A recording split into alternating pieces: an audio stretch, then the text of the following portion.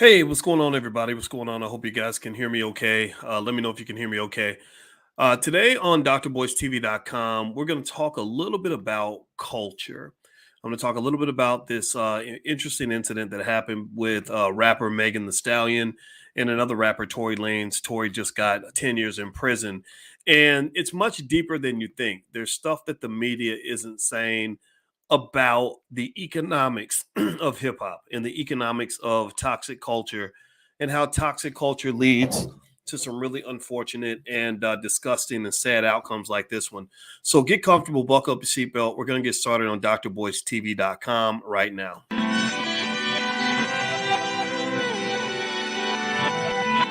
Here we are, clan the isms, cataclysm, great.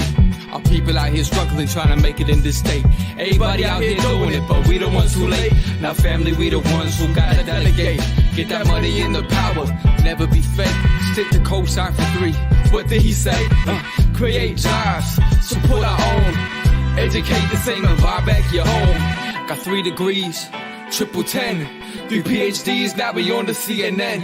DBTV, let's talk about negligence. Ignorance is bliss, but we can turn it to intelligence. Believe none of what you hear, half of what you see. Let's break it down here on Dr. Boyce TV. Here we are.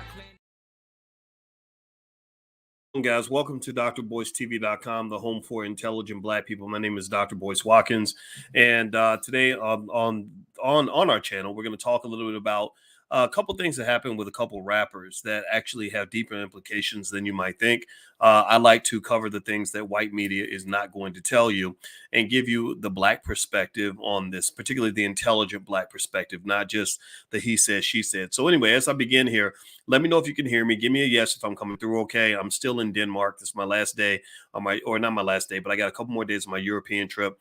Next spring, we are going to go to Africa. We're going to go to Egypt and Ghana and some other countries. So be on the lookout for announcements about those trips if you'd like to join.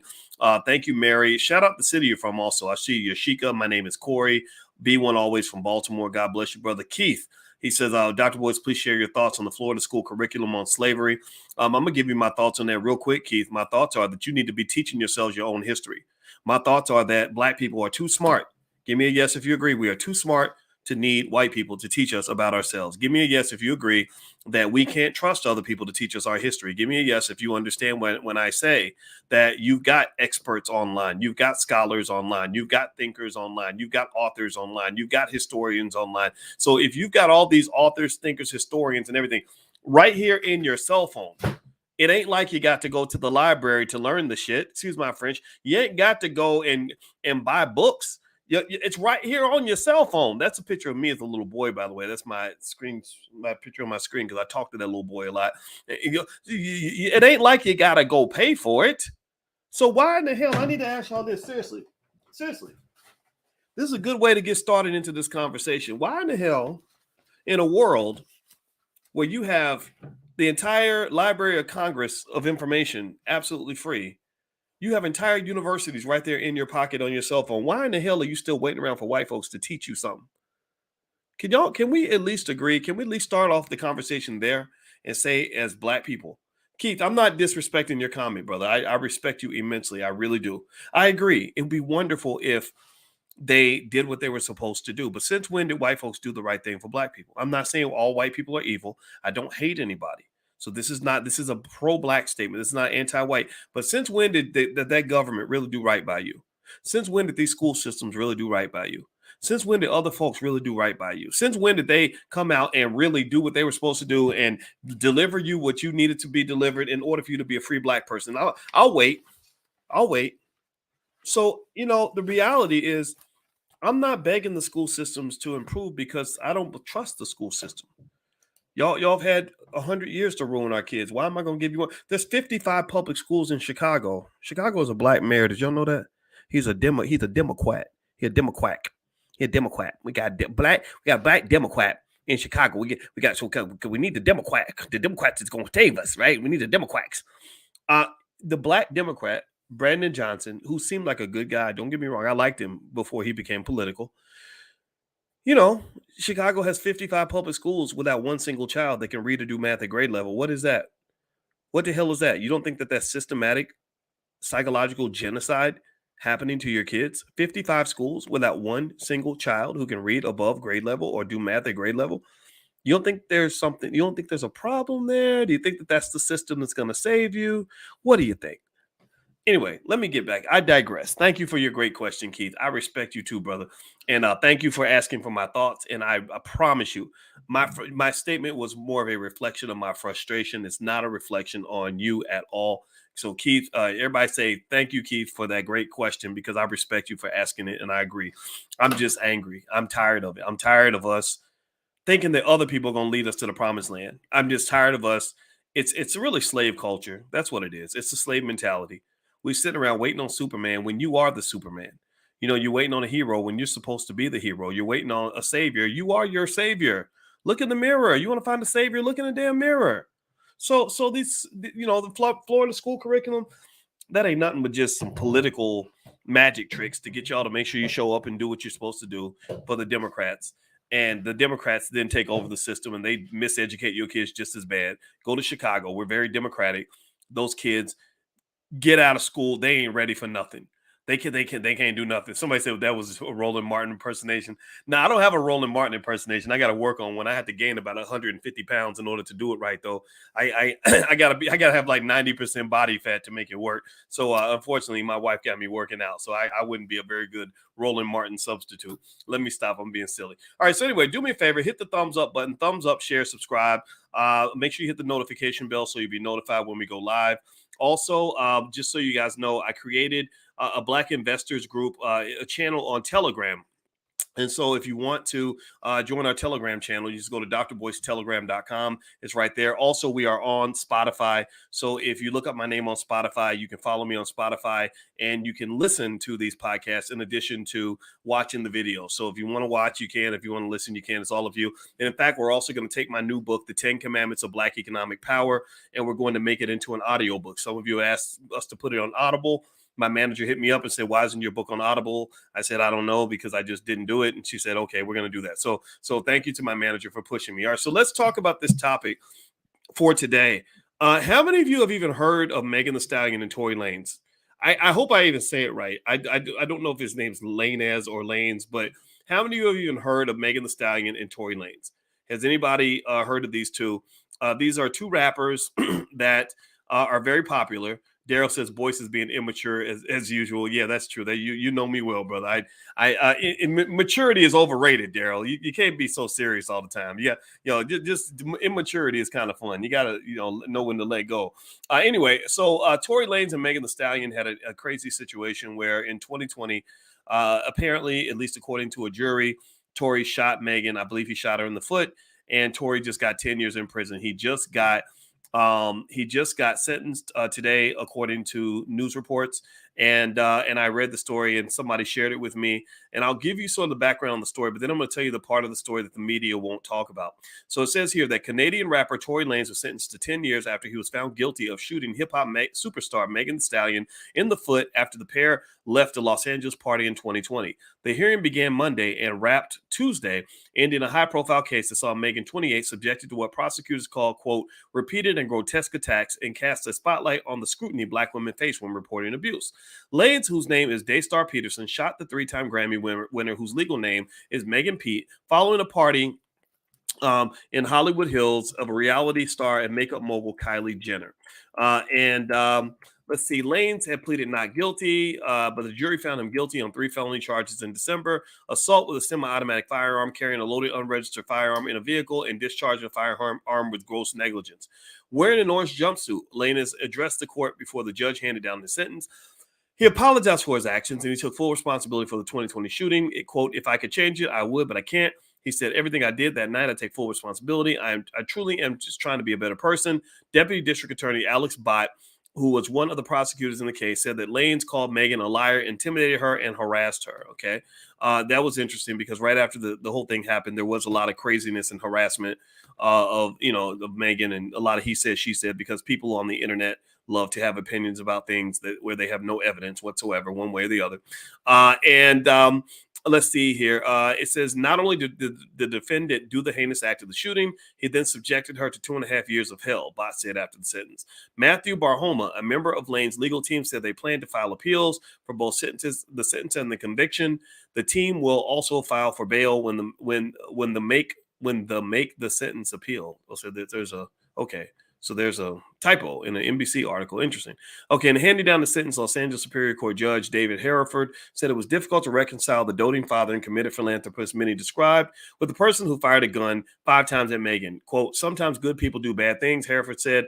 Actions have consequences, and there are no winners in this case. The charges carried a maximum of 22 years and 8 months behind bars. Prosecutors asked for a 13-year sentence, noting a sentencing memorandum that Lanez re-traumatized the savage rapper with social media posts about the trial that led his followers to target her. He also faced possible deportation back to Canada. Quote, we're nowhere near that yet, says Jose Baez, one of his attorneys, about possible deportation. In seeking a shorter sentence, his lawyers argued for probation, that he be released from jail to a residential substance abuse program. Pay attention. Mark a note with that. Can y'all mark a note with that real quick? Substance abuse. Write that down, because this is an important part that the media will not talk about. Because in order to talk this way, you actually have to care about Black youth, and I care about our youth. That's why I take the time to talk about this topic in a way where the media isn't going to cover. So mark that part down about substance abuse. Let's see here. Let's keep going. In the shorter sentence, his lawyers, okay, substance abuse disorder. Oh, they said they claimed he has alcohol abuse disorder, anxiety, and post-traumatic stress from the unexpected death of his mother when he was 11 years old. Prosecutors said they were skeptical of those claims, which were not presented throughout the trial. Again, another typo. They spelled trial as trail. Come on, NBC. You got to get your stuff together. This case has nothing to do with mental illness, said Bott, the prosecutor. He shot Megan because she bruised his ego. Lawyers for the defense countered that there are a clear thread between Lane's trauma and a heavy alcohol use in his violent actions in 2020. Someone has to be severely off to shoot someone because of a bruised ego, Baez said. The judge said he was disinclined to allow those factors to influence his decision. Lawyers for Lanez played a lengthy video showing footage of his charity work and family life, which Bott said looked more like an award for the man of the year than a misogynist and coward convicted of shooting an innocent woman. Tory Lanez is not the victim in the story, Bott told the court. Lawyers for Lanez played a lengthy video showing footage of his. Oh, see, they're repeat. NBC, please, if you're watching this video, please fix this. This is terrible. I'm so embarrassed for them right now. They literally put the same paragraph in here twice. This is ridiculous. This is NBC News. This is how bad the media has gotten. All right. So anyway, it says Megan testified that Lanez shouted for her to dance and fired a gun toward her feet when she walked away from an SUV the pair were in with 2 others. She told the court she initially told police that she had cut her feet on glass when asked why she was bleeding. Doctors later found bullet fragments in her foot at the hospital that required her to undergo surgery. In an April interview on CBS Good Morning prior to the trial, she told Gayle King that she initially lied to police. I'm going to write down that. I'm going to tell you why later. I'm writing down Gayle King because I want to make sure I get to that point. Because she feared getting into a more dangerous situation. So that's why she lied to police, because she was afraid. Okay. Quote, you think I'm about to tell the police that us Black people got a gun in the car, she said. You want me to tell the law that we got a gun in the car so they can shoot all of us up? Megan, who publicly named Lanez as the shooter in an Instagram live video and addressed the incident in her song Shots Fired, also testified about the physical pain she still endures. I couldn't walk for a while, she said. I still have nerve damage. I can't really feel the side of my left foot. The back of my feet are always sore, but I pushed through it. She told the court that Lanez offered her $1 million to keep quiet after the shooting. Lanez, who dedicated an entire album to rebutting her version of events. So he did a whole album about this. Okay, let me write that down, because little thoughts are coming to my head, because I'm about to give you all the Dr. Boyce breakdown on this. Again, this is just my 2 cents as a thinker, as a father, as a Black man. And also there's an economic angle to this that I'm going to really address as well. I'm going to make sure we understand the economics, because all these conversations are economic conversations, whether you believe it or not. All right, so let's see. So Lanez dedicated an entire album to rebutting her version of events. He did not testify at the trial. His lawyers called Megan's testimony, called Megan's testimony that Lanez asked her not to go to the police because he was on parole, false, and also argued that the DNA evidence prosecutors used to identify him as the likely shooter fell short of industry standards. His legal team also called the trial, quote, a case about jealousy, telling the jurors that Megan and her former friend, Kelsey Nicole Harris, who was also in the car at the time of the incident, had gotten into an argument about Lanez with other men. District Attorney George Gascon and Megan Thee Stallion celebrity said Megan Thee Stallion celebrity has put a spotlight on the issue of violence against women.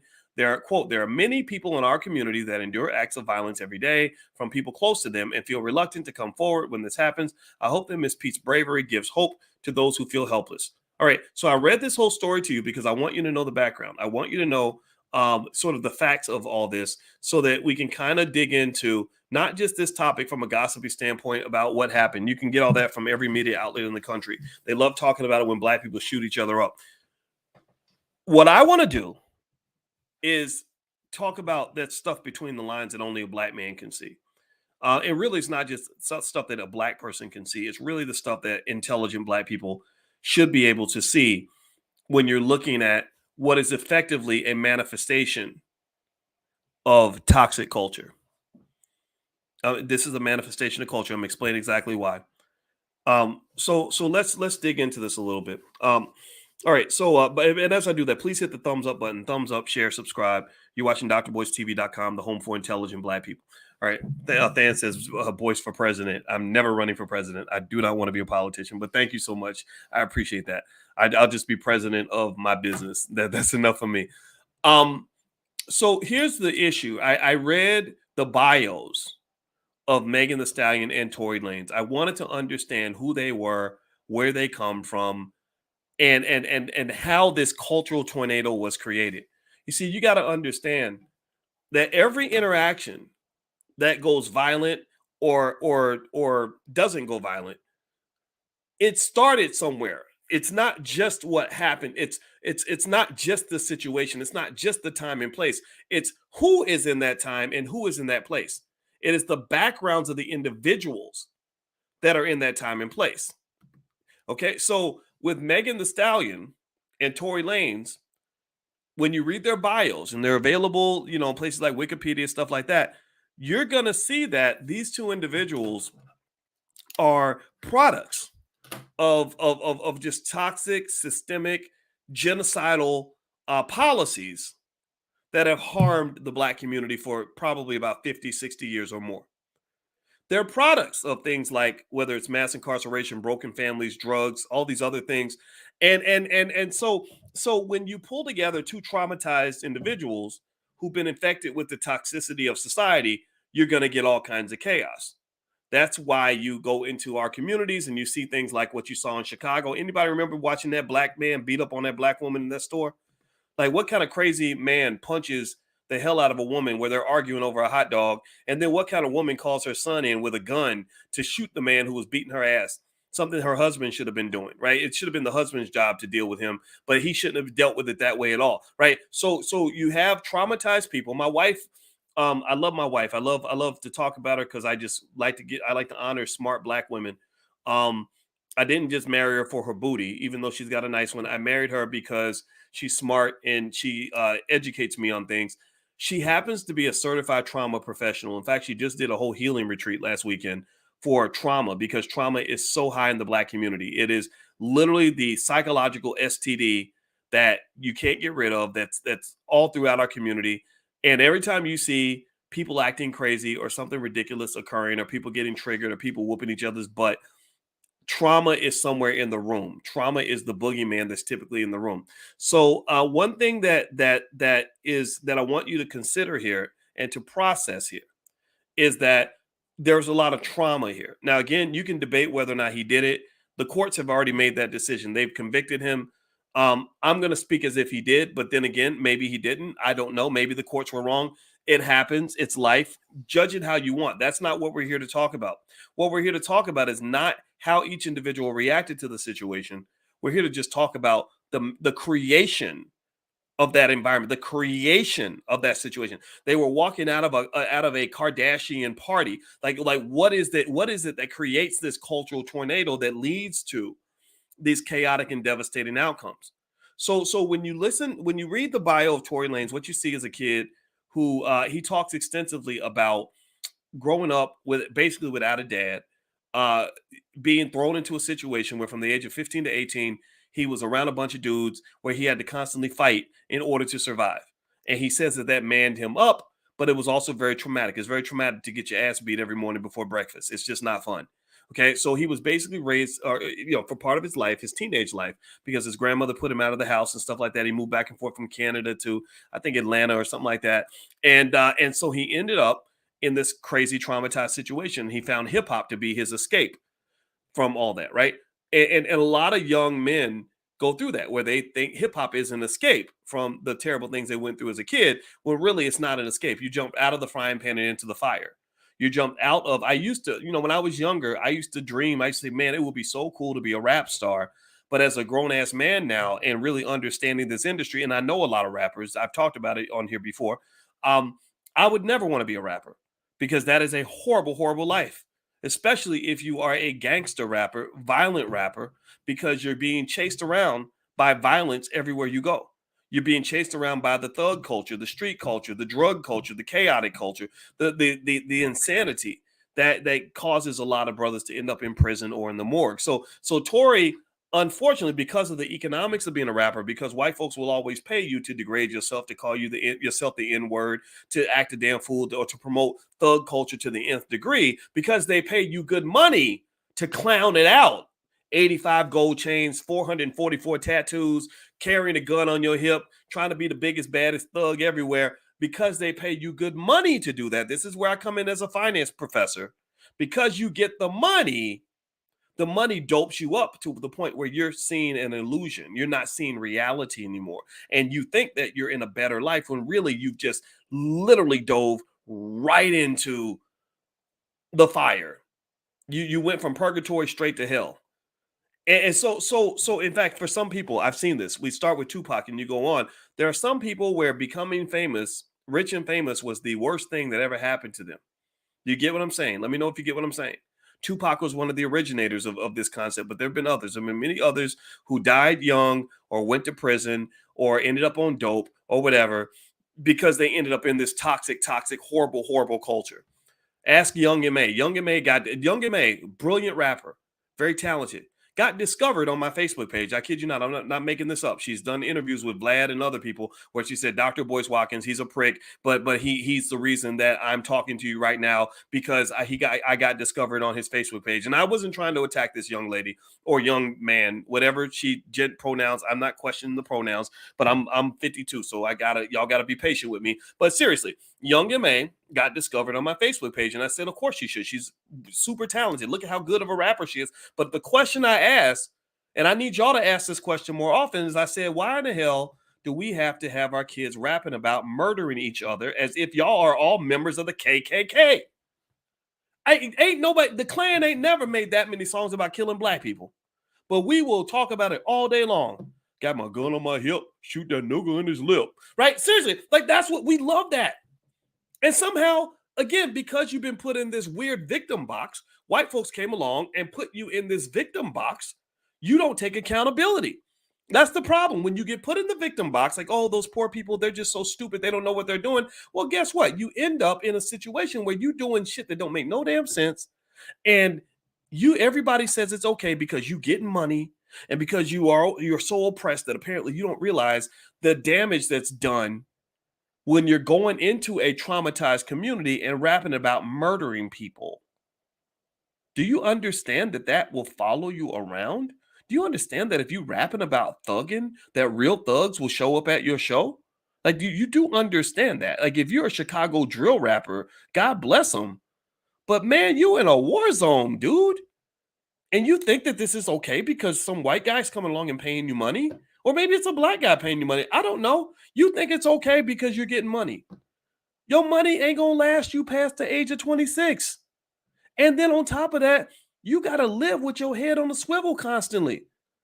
So I'm getting back to Tory and Megan here. And I want to make it clear. I want to make this point clear too. Tory was the shooter. If anybody got shot, it was Megan. If anybody did the shooting, it was Tory. Y'all can debate who did what and what might have happened. I know that there was a lot of riffraff on the internet from people who weren't there. People can believe what they want.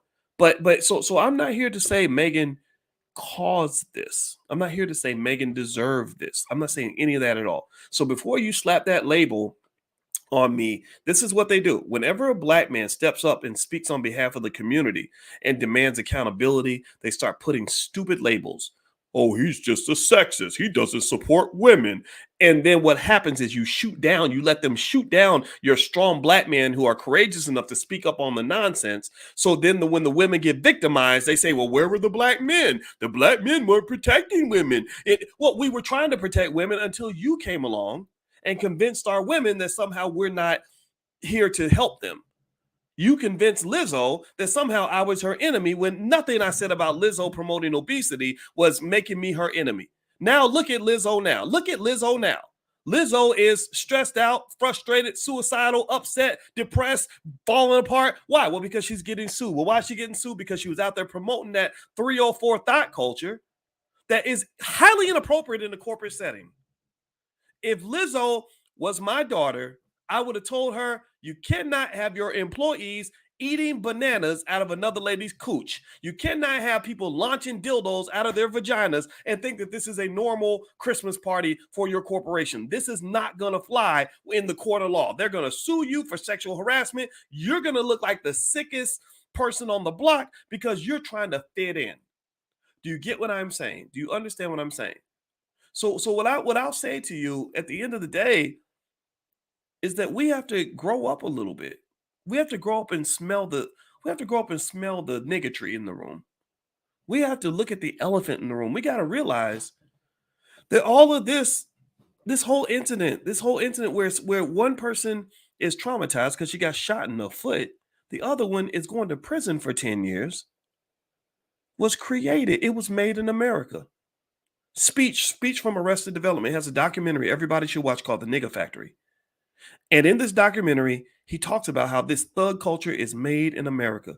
God bless Speech for making this documentary. Everybody should watch it. It's called The N-Word Factory. I'm not going to say the N-word anymore because YouTube will label me as using hate speech. That's what Facebook did. That's why my Instagram page got taken down because I was explaining something and I read a Dr. Claude Anderson book and they said it was hate speech. So I'm going to say The N-Word Factory. Everybody should watch this. In fact, Speech is in our movie. We made a movie called B1 the Movie. We're going to do the premiere in Atlanta this upcoming weekend, the weekend of the 18th. Let's see, 18th, 19th, and 20th at the New Black Wall Street. You can go to b1themovie.com. It's directed by Rick Mathis. I'll put the URL on the screen if you want to see the movie. Speech is in it. So God bless you, Speech. If you hit me up, brother, if I see you, I'd love to have you on this platform because I love the fact that he made this documentary because they manufacture this stuff. They manufacture the chaos in the black community, and then they sit back and say, I don't know why these Negroes are acting so crazy. You know, so let's keep going. Let's dig into this, right? So one thing that was interesting about the Tory Lanez thing is they said that he made a whole album about the incident and defending himself. An album only fits into the court of law if it hurts you, right? And this idea that somehow because I have 10 million followers on social media, I can't be prosecuted or I have too much power is an interesting illusion that a lot of young people get hit by, right? So a lot of times when somebody deals with something in the court of law, first thing they'll do if they got a big following is they'll get online and be like, let me tell you what they're doing to me. This is wrong. And all your followers will give you likes and shares and say, oh, that's wrong. That's messed up that they do that to you. And you don't understand that all you really got is a bunch of people on the internet who will just say things. That's it. And they think that if they say enough things, that's actually going to change the situation, change the outcome of your case.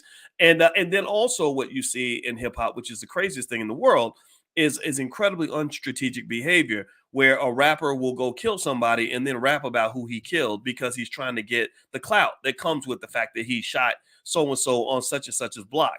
And they don't understand that the whole time the feds are listening to every lyric of that song, and they're not going to use those lyrics in your favor. They're going to use those lyrics against you. When I say I shot Billy on 18th Street and buried his body in the dumpster, well, they're going to go search that dumpster. They're going to go to 18th Street. You've given them their first clues. You have snitched on yourself, right? So this whole idea of clout chasing on the internet, which it seemed to me that Tory was trying to use that. He was trying to use this alleged court of public opinion to get people on his side. And maybe it's because he somehow feels that he was innocent. Maybe he feels he did nothing wrong. I have no idea. He has the right to feel that way. But at the end of the day, it doesn't change anything, right? It only made his situation worse. So what's interesting about the rappers is that, again, if you notice, if you read Tory and Megan's bios, One thing you'll notice, and this is important for you to understand in terms of what they did to your community, you'll notice neither one of them has a father. I read their bios. I not see any mention of their fathers in the bio. Only mention of Tory's fathers I saw was brief up until the point that his dad put him out of the house. And Tory speaks of having no father. Fathers have the ability to help you understand the world from a strategic standpoint. Fathers have the ability to say, son, don't go around carrying that gun on your hip. These are the things that can happen to you. Son, don't go get high and drunk at a party like this. I don't care if it's a Kardashian party. You mess up, you're going to jail. Son, be careful going out here in these streets. I know you're making money, but some of these dudes will kill you, right? So when they convinced you, give me a guess if you agree. Let me know if you understand where I'm coming from. When they convinced our community that we don't need fathers, and all of these kids are growing up fatherless, they are losing big time because they don't have anybody there that can guide them through a situation. They don't have anybody there that can regulate a situation. They don't have anybody there that can help them in a time of need because they're all trying to figure it out for themselves. It's the Lord of the Flies up in this bitch. Literally, Lord of the Flies is a book about a bunch of kids that just had to live as kids and they were making up stupid rules because they were kids and kids are stupid. I was stupid when I was a kid. And I'll give you an example of where fathers can matter. There was one situation in our neighborhood where the boys and the girls started fighting, and they were still at that age where the boys had not yet learned that it's inappropriate to hit a girl. Like, up until you get about 11, until puberty, girls can be much bigger than boys. Girls can scare boys. And it's after puberty that boys realize we're much bigger, we're stronger. You're not supposed to put your hands on a woman. Well, these little boys, something happened, and our youngest was involved, and it became kind of chaotic, and it involved her hitting somebody and somebody hitting her, and just a lot of chaos. So I got together with another father in the neighborhood, and we talked to the girls, and we let them know, don't you put your hands on nobody. Don't do that because people will hit you back if you hit other people. And then we went and talked to the boys and talked to them man to man, and we let them know in a very polite way, if you put your hand on my daughter again, I'm going to jack you up. It's going to be a serious problem. And we laughed, we made jokes to kind of help ease them a little bit, relax them. But then I got serious, like, just understand you never put your hands on a woman. Do we understand each other? And it was fine. We regulated that. Nobody had to call the police. Nobody was beating up on a woman. None of these things were happening because me and another father got together and said, we're going to be the police. We're going to set the standard. We're going to monitor this situation. We're going to bring regulation and order to this situation. Now, not to say that women can't do that too. I'm not saying women don't have their own superpowers. Women do, but you need your fathers. In this situation, I see it instantly. It just jumps out at me. Oh, I'd be shocked. Like it was one of those situations where if you told me that one of these individuals had a strong father, I would be shocked. I'd be like, no way, no way. Where was this dude? What was he doing? What was he thinking? Right. So the point of the matter is to say that when you're talking about hip hop culture and you're talking about the community that has led to destroying our family structure, single mothers raising these kids by themselves, the kids get out in the world, they get a little bit of money. Again, I'm a finance professor. I understand the impact of money, the money has on our psychology. You get a little bit of money, you think you're succeeding. Why? Well, because somebody paid you money and white people are putting you on stage so you can run around and shake your ass and point guns at black people and call yourself the N-word. If that ain't the most racist crap I've ever seen in my life, I don't know what is. If you don't understand how racist that is, you are a minstrel show. They have made you into a clown coon, right? Because you're standing in front of a crowd of 100,000 white people saying, die, nigga, die. Is there anybody who can justify any of this? Can anybody justify this? And then because you're in a space where you're not told to hold yourself accountable for anything, you then can literally turn around and say and claim Black Lives Matter or get outraged over a police shooting when what are you mad about? Are you mad that the cop shot him before you could? Is that what you're mad about? Like, I could have shot the dude myself. Well, these police shooting our niggas, we don't want nobody else shoot. Only person that should be shooting black people is other black people. That seriously, it makes you look ridiculous. It's crazy. And I'm not making fun of Tory or Megan or whatever. I'm talking about all of us. And what I'm doing is I'm just saying, can we please be accountable for something? Can you please stop letting your oppressor put you in such a victim box that you don't take responsibility for any of the hypocritical things you do? You're not taking any accountability for anything that you're doing in society that's making your community worse or allowing it to deteriorate. You just think that Megan got shot because Megan was a victim and it fits right into the agenda of women's lib, of women being abused by men, and that's all there is to it. So what's Megan gonna do? Well, you're telling Megan, yeah, just go date you another thug who's carrying a gun, who's gonna get drunk and shoot you in your other foot, and then you'll be a victim 2 times in a row.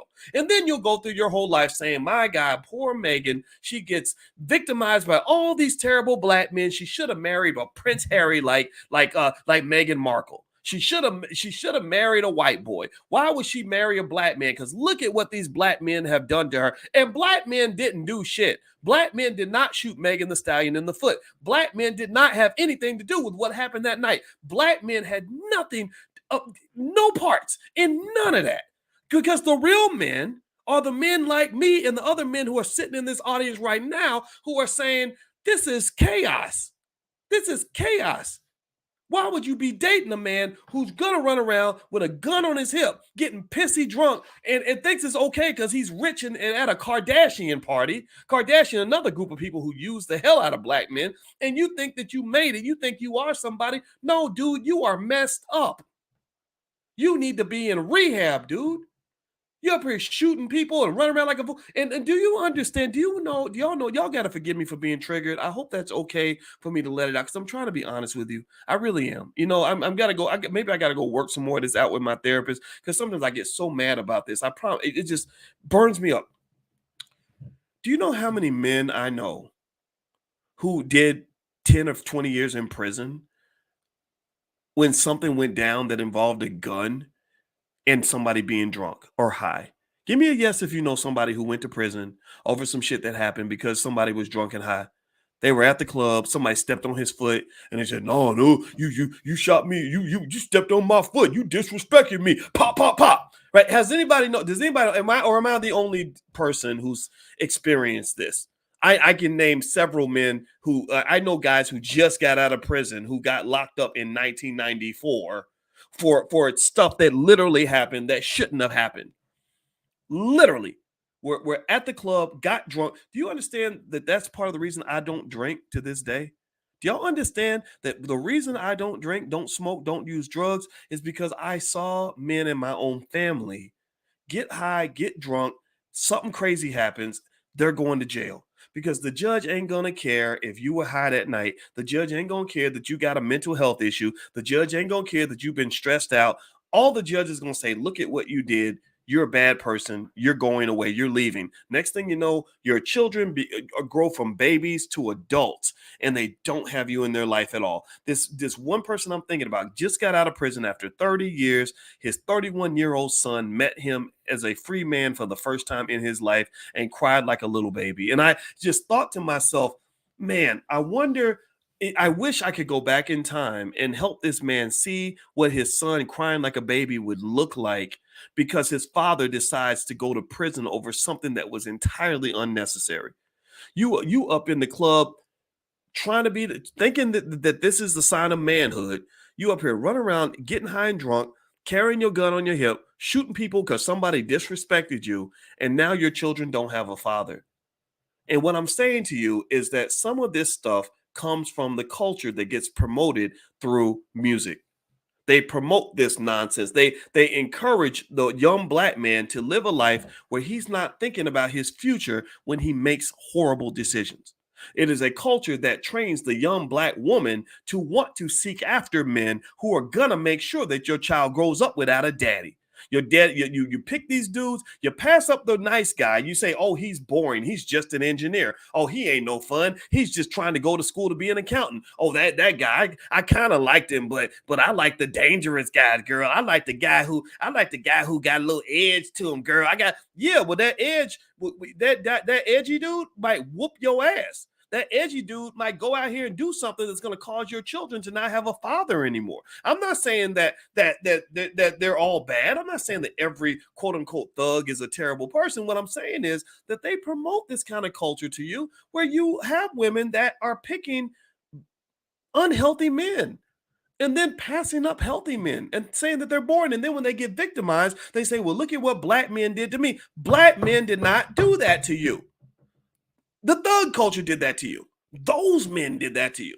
Because I ain't got nothing to, I was the one in school studying every day. I wasn't out here trying to do nothing up in these streets. I'm not saying I couldn't have. I knew the streets. I knew the streets enough to know I didn't want to be in the streets. You should applaud that. You should be happy about that. You shouldn't say, "Oh, well, you're boring. You're boring." Seriously, this is where this is where I end up getting a little bit triggered myself because I remember in my 20s, I got turned down by this lady. It doesn't matter. When I became a millionaire, like girls were everywhere. So don't feel sorry for me.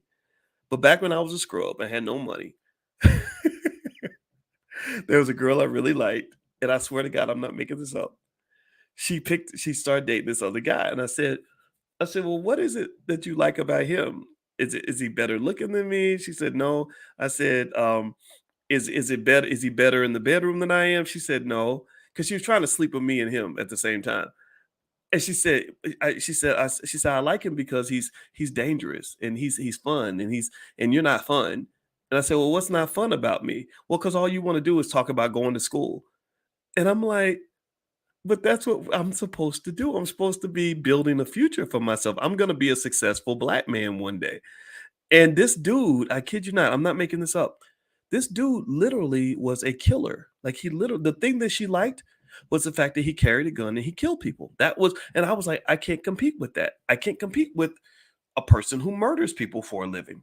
So eventually he goes to prison and whatever, and they live happily ever after, or they didn't. I don't know. But I remember even in the 90s when hip hop started to flip and the thug culture was really being heavily promoted, even then I started noticing a transformation in how black people began to treat each other and how we began to view ourselves. I was telling some young people about this rap group from back in the day called X Clan. Anybody remember X Clan? You know, when they had songs like Heed the Words of the Brother and stuff like that. And they would go, sissy, at the end of the song. And they wore African clothes all the time. And they would talk about how the black man is the original man and say great things about black women and really gave you a lot of pride. Anybody remember X Clan? They were beautiful, a beautiful group. And I was telling them, I said, yeah, this is what hip hop was like before they turned it into a competition between hoes and thugs.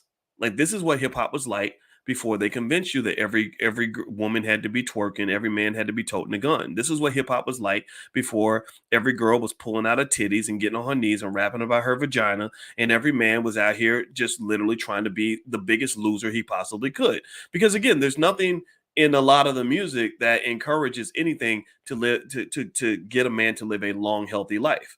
You're not going to live a long, healthy life if you are out here running the streets with guns, killing people. You're not going to live a long, healthy life if you're getting high and drunk as much as possible. You're not going to live a long, healthy life if you're wasting all your money every chance you get. You're not going to live a long, healthy life if you are disrespecting women and constantly degrading yourself and remaining as ignorant as possible. Good things will not happen to you. You'll never have an opportunity for freedom. You'll never have an opportunity for success because white supremacy has its foot on your neck. White supremacy is a vast and very creative, very intelligent system designed for the control of Negroes. And so this white supremacist system, you can't outsmart this system if you high all the time. You can't outsmart this system if you lazy. You can't outsmart this system if you out here doing things that give the system opportunities to kill you or incarcerate you. So effectively, when I look at this whole situation, I look at just all of this, right? I look at how many young people know about Tory Lanez and Megan Thee Stallion, but they know nothing about Black people who are doing science and math and business. They're learning about Black people who have embraced toxicity and somehow think that hanging out with the Kardashians is a good thing, but they don't know about Black people who've embraced a healthy lifestyle. In fact, it's getting to the point where Black people who embrace healthy lifestyles are seen as weirdos, or they make fun of you. Oh, you must be part of that conscious community. These old conscious Negroes, these backward conscious Negroes, right? Well, no, they're not the backward people. I mean, don't get me wrong, the conscious community is not perfect, but you really think that these the black people, you think that the ones who have been indoctrinated into this system, you really think that those are the ones who are forward thinking? You think those are the ones who are going to get us out of this mess? You think those are the ones who are actually going to make black people better? You're out of your mind. So when I think about this situation, it's predictable. It's very predictable because it's happened a million times, right? Tory Lanez, the whole alcohol thing. If you're talking about guns mixed with alcohol, mixed with the arrogance that comes with fame and fortune, and then you're hanging out with the Kardashians, it only further serves to validate everything that you're doing, right? And next thing you know, something disastrous happens, and then you get left hanging out to dry. It's Tory ain't the last. He's not the first. Happens all the time. With Megan, what's interesting about her is, first of all, I don't understand the name Megan Thee Stallion. I have to be honest with you. Does anybody know what a stallion is? What is the definition of a stallion? Can y'all tell? Hit the thumbs up button, by the way. Please hit the thumbs up button. And also, just a reminder, this podcast is on Spotify if you want to watch it on Spotify. Let me tell you what a stallion is. Let me. It's an uncastrated adult male horse. It's an uncastrated adult male horse. Okay. Now I'm trying to help. I need y'all's help. I need to understand how this black woman. This is remember the black woman is seen as hyper masculine, by the way. The world sees the black woman as someone who doesn't feel pain because you're so brutish and your balls are so big that you can pretty much accomplish anything, right? And so I'm trying to figure out and so when you show up and you say I was abused or I was harmed in some way, no one believes you because you're a big, strong, uncastrated adult male horse. Big uncastrated adult male horses are, first of all, they're screwing everything because they're uncastrated, and they're adults, which means they're big and they're men. They're very masculine. So I'm just sitting here trying to ask why there aren't more people who are sort of challenging that and saying, why would you have one of the most well-known black women in America be named after an uncastrated adult male horse? Look at that horse's penis. Look at how big that thing is. Does that look like a woman to you, or does that look like a dude who might jump on you and pump your brains out? Seriously, like this is so. I just really want to ask you all this. This is a very serious question. I'm trying to understand how the world gets away with referring to one of the most prominent black women as an adult male horse. That sounds almost like when they made that movie, The Woman King. Remember The Woman King?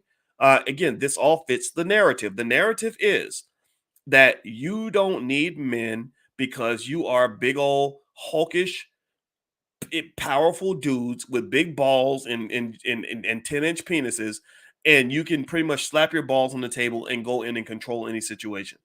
And then when you're not doing that, you're twerking, right? You're part of the race to the bottom. I saw her on She-Hulk. I saw Megan Thee Stallion on She-Hulk, and she was teaching the She-Hulk is a woman who's this big green lawyer. It's kind of weird, and she was teaching the She-Hulk how to twerk. And somebody says just like the Barbie movie. I didn't see the Barbie movie. I gotta go. I heard it made $1 billion, so I'm curious enough to possibly see it, but I'm not gonna. I'll watch it when it comes out on Disney or something. But really, and so I don't understand that part, to be honest with you. And I think that when you're talking about this, what you're also seeing here is they always find a way to fit the black woman into the white feminist agenda. So that's why the interview that Megan did with Gayle King was very interesting to me, because what they did was they took this very fragile situation between two young people, one of whom made a horrible mistake. One made a minor mistake by being with a guy who was doing this kind of stuff, but the other one, if Tory pulled this trigger, that was a terrible mistake, and she politicized it. She says, "Oh, here, come over here, baby, get into the victim box." So there's no accountability. There's no lesson you can learn from any of this because you're a victim and you're just a dumb little black girl and you don't know what's going on. How would you know that this man would do these terrible things? And I don't think that empowers you at all. That is very disempowering for black people. I think the best way to empower her, if I'm her father, I'm old enough to be her father, so I can say these things. I would probably say, okay, this is not cool. Let's go prosecute this guy for his behavior. This is unacceptable. It shouldn't have happened to you. I hate this. But then let's also talk about choices. Let's talk about the kinds of men that you're bringing into this house. Why would you? I could have looked at this dude and said, this is bad news. But somehow you thought this is where the money comes in. You thought he was a good catch. Why? Because he's got money. Right? That's what the industry and the fake culture teaches you, is that if a man has money, he is automatically a good man. If a man has fame and clout, he's automatically a catch. And that is a horrible way to go about dating. If you really want somebody who's going to treat you well, you should be dating a good person. And one of the other things that bothers me, if I was to politicize it, what I don't like is that we go back to, this is where Gail politicizes it and brings all of us into it. Because again, the attacks on black men are unbelievable, right? So Gail brings it back to this whole simple narrative. Black man attacks black woman, so black women are under attack from black men. What is Gail telling you? Are y'all hearing me? Gail is telling you either A, you have to go date women the way some people think that she has. Her and Oprah, we all know the story. I don't know exactly what. I ain't never seen Gail with no husband or nothing, but maybe she does. Maybe I'm wrong. I'm not going to speculate. Or you go and you get you a white boy. Do y'all see the pattern here? Do you understand this? They're telling you that your men are so toxic that they will shoot you in the ass because you didn't bake the cookies right. And that in order to avoid this toxic behavior, you got to go get you a Prince Harry, because Gail and Oprah were ecstatic to see Megan marrying Prince Harry, the slave master whose family made $1 billion stealing from black people all around the world. Do you understand what I'm saying here? It's circular. They will put the roaches in your house and charge you to exterminate the roaches, then won't actually do the job, and then will say that the reason nobody should live in your house is because you have roaches in it. And y'all put the roaches in the house. You destroyed our families. You ruined our men and our women. You ruined our community. You put billions of dollars into the thug culture being mass marketed to our children, so they don't know how to make good choices. They don't know a good man from a bad man. They don't know a good woman from a bad woman. So you're doing all these things. But again, we got to circle back to accountability. We know what white folks have done. We know what they're going to continue to do. They ain't going to stop. White people ain't never going to stop being white. What you have to do is start taking accountability and looking and saying, okay, let me stop believing in a system that is wired to create all of this chaos. So why in the world are you so caught up in what white media is telling you about the black community? Why are you so caught up in what the public school system is doing for your kids? You should be educating your own kids. Why are you so caught up in working for white folks when you could be working for yourself? Why are you caught up in connecting to and identifying with and depending on the very same systems that I've just proven are designed to destroy you? If I raise my kids, you know what? If I have children, if I was to have new children, you know what I would do? I would say, let's listen to some of this ratchet hip hop music and let's enjoy the beats. But then I want to analyze the lyrics. And I want to ask you logical questions like, do you think that if a person lived like the person in this song, do you think that they would have a good life or a bad life? I had a friend that talked to one of the rappers. I'm not gonna say his name because I don't want to embarrass him, because I don't think he would see this. But if he did, I don't want to be mean. I'm mean enough to rappers, and I have enough rappers to get mad at me. And he said I watched him. We were on a Instagram live or something. It wasn't Instagram. They did a FaceTime, and they were talking about the music and going back and forth. And I said, yeah, but that dude, when he raps, I don't understand what the hell he's saying. And he said, yeah, man. He said, when I talked to him, I only understood about 50% of what he was saying. And the dude has tattoos all over his face, and he's in and out of jail, but we feel like everything's okay because he's making money. And I'm sitting there thinking, well, what happens when the money's gone? Or what happens when white folks get finished using him up?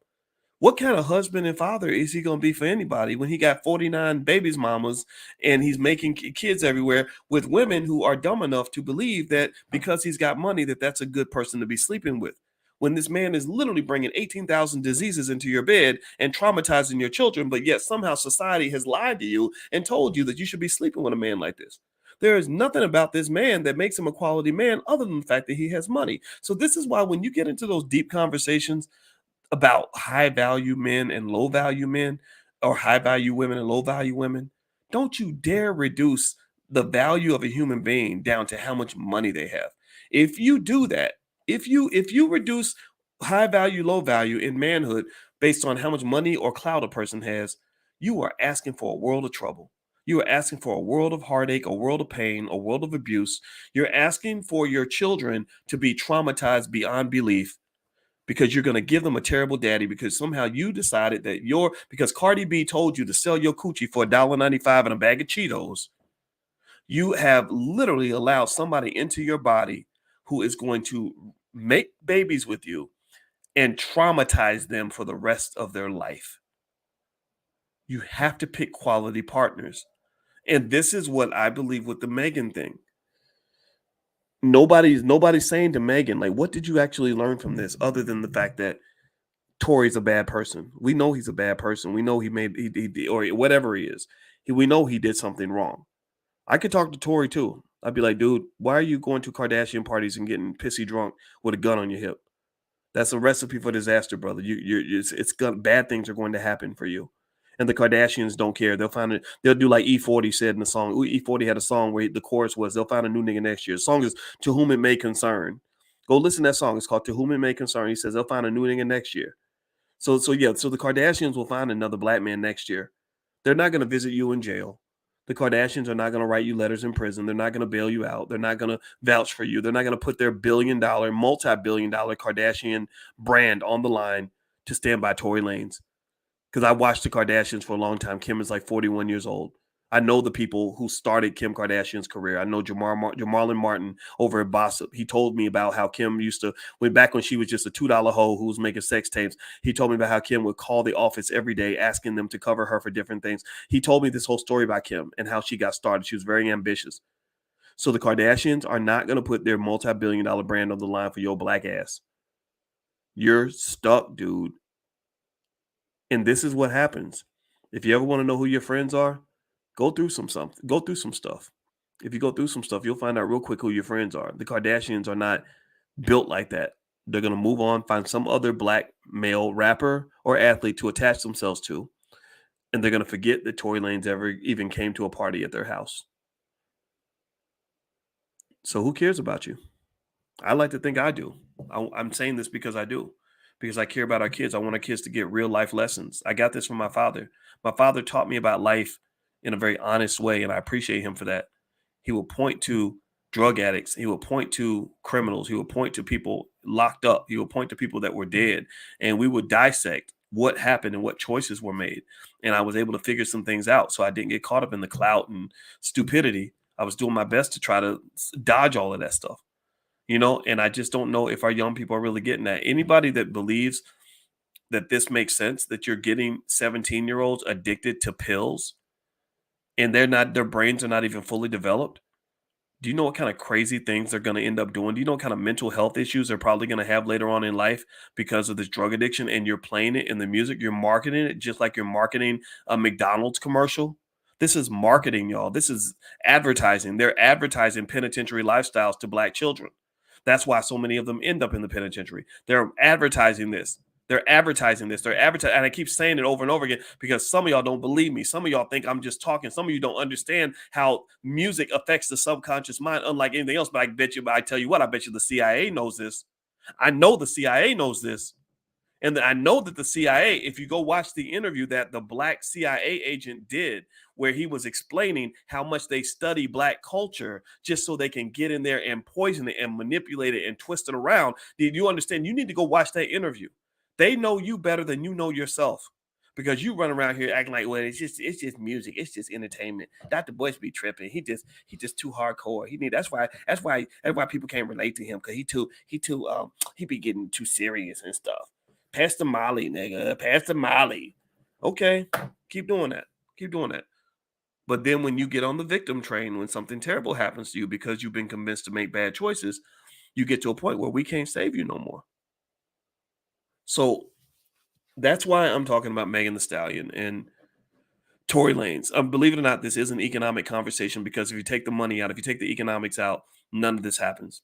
This all happens. This was all seen as okay because Tory's making money to be a rapper. Megan's making money to degrade the image of black women. No disrespect to Megan or Tory. This is what the industry pays them to do. This is an industry. Pay attention now. This is an industry that does not do this to anybody else. There is no Jewish version of Megan Thee Stallion. There is no Asian version of any of these male gangster rappers that have that much popularity. There's no white version of Cardi B. There is no Arab Lizzo. Who's the Arab Lizzo? Who's the Mexican Sukihana? Can y'all name these people? I'm talking about with just as much fame who are going around looking crazy. They do this specifically for you because they see you that way. They see you as hoes, thugs, clowns, and idiots. That's what they want. And some of us have been convinced that that's what we are. So we cheer it on because we don't know any better. So I hope this conversation helps you. You know, I'm not trying to be mean. I figure somebody's got to say it, and I hope other people will share your perspective. I need some help on this, man. I can't be the only one out here doing this. I get heat for this. I get so many, you know, and I don't care. I don't even want to be friends with famous people. Famous people call me all the time. I don't even, I get nervous. I get anxiety when they want to talk to me because I'm like, because I don't want to be in your circle. I don't want to be part of that culture. I don't want to be part of any of that, you know, unless I'm sure that you are convinced of the things that I'm talking about. If we're not on the same page, I don't even know what to do with you. I just wish you the best, you know, because all I know is that as Black people, I think that we all agree and understand that if we don't do something different, it's only going to keep getting worse. It's only going to keep getting worse. So we got to start calling out some of the BS. This is sad to me. I don't want to see this kid go to prison. I don't want to see this little girl get shot. You know, I believe in protecting little Black girls. You know, I want to, you know, it infuriates me that she feels so alone in the world, that she's in the scenario where the only man she's trying to learn to love is decides to shoot her. You know, it's got to be terrible for her. And for him, he's going through the isolation and the loneliness of prison. I mean, think about this. And we don't talk about this. Y'all let white people tell you what's racist and what's not. They tell you about a shooting and you get all riled up about the shooting, you know. But do you understand what's one of the areas that's truly racist? I want you to really imagine how many hundreds of thousands, if not millions of Black people right now are sitting in a prison cell for maybe they made a mistake and they got 10, 15, 20 years in prison and the whole world has forgotten about them. They're behind bars, being treated like an animal, being fed unhealthy food in horrific conditions, spiritually demoralized. Some of them are being raped every day, and nobody cares. They're watching their loved ones. Their mama died, and they couldn't even go to the funeral. Then daddy died. Then cousin so and so died. Then their sister died. Then their brother died, and they're growing old behind bars. That's terrible. You know, so my heart goes out to both of them. I'm not saying that Tory isn't the perpetrator. He is. But I don't look at it as like, oh, he just deserves whatever he gets. I see it as a person who probably did something while he was drunk that he probably wouldn't have done if he had been sober. Because one thing that we don't tell young people is that alcohol removes your inhibitions. It takes away your ability to make sound decisions. So that's one of the reasons why I got furious. When I was on the faculty of Syracuse University, I got into a big public argument with a Black professor, actually, who was encouraging the students to run out and drink every day. They want to, and then I realized, so the reason you encourage everybody to go out and drink is because you a damn alcoholic. And he got really pissed off at me because everybody thinks he's being all, you know, mean and serious. I'm like, no, because when somebody dies or somebody gets raped because everybody's drunk, you're going to be wondering what happened. I'm going to tell you what happened. You're not regulating your young people. You're not talking to them. You ain't telling them about how this game really works. And then but by the time that massa gets a hold of your child, it's going to be a wrap. They're going to give your son 80 years in prison and not give a damn about what kind of future he might have thought he had. All that went away because he took a puff of a bad blunt and then went off and shot somebody. This happens all the time. I don't know why we don't discuss this. I don't know why we don't talk about this. I think you should. I really think you should. So I'm going to stop talking. My voice is leaving me. I appreciate y'all for listening. Thank you so much for everything. And do me a favor, hit the thumbs up button, thumbs up, share, subscribe. If you allow me to, I'll just announce a few things that we got going on. Number one, as you guys know, I have a new book out. It's called The 10 Commandments of Black Economic Power. If you'd like to get a copy, it's a book everybody loves. It's on Amazon, and also you can go to drboycebooks.com. And in fact, you can use the discount code Book Club, all one word, Book Club, and you can get 30% off at drboycebooks.com. There's the URL on the screen.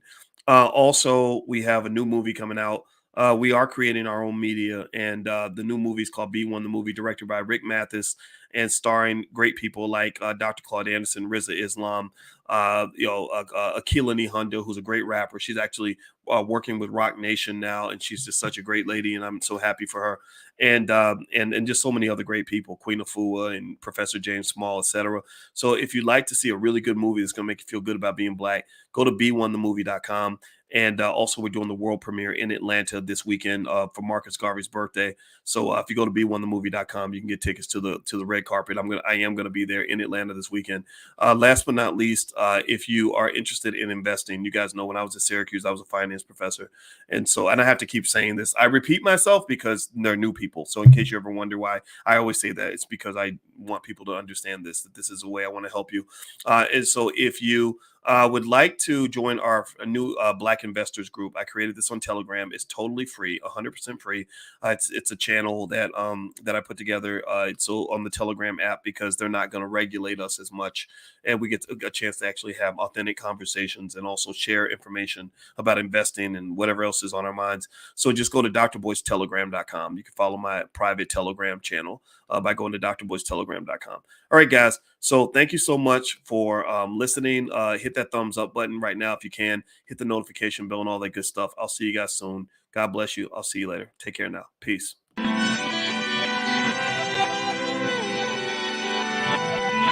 Here we are, clan the isms, cataclysm great. Our people out here struggling, trying to make it in this state. Everybody out here doing it, but we the ones who late. Now family, we the ones who gotta delegate. Get that money in the power, never be fake. Stick to cosign for 3. What did he say? Create jobs, support our own. Educate the same and buy back your home. Got 3 degrees, triple 10. 3 PhDs, now we on the CNN. DBTV, let's talk about negligence. Ignorance is bliss, but we can turn it to intelligence. Believe none of what you hear, half of what you see. Let's break it down here on Dr. Boyce TV.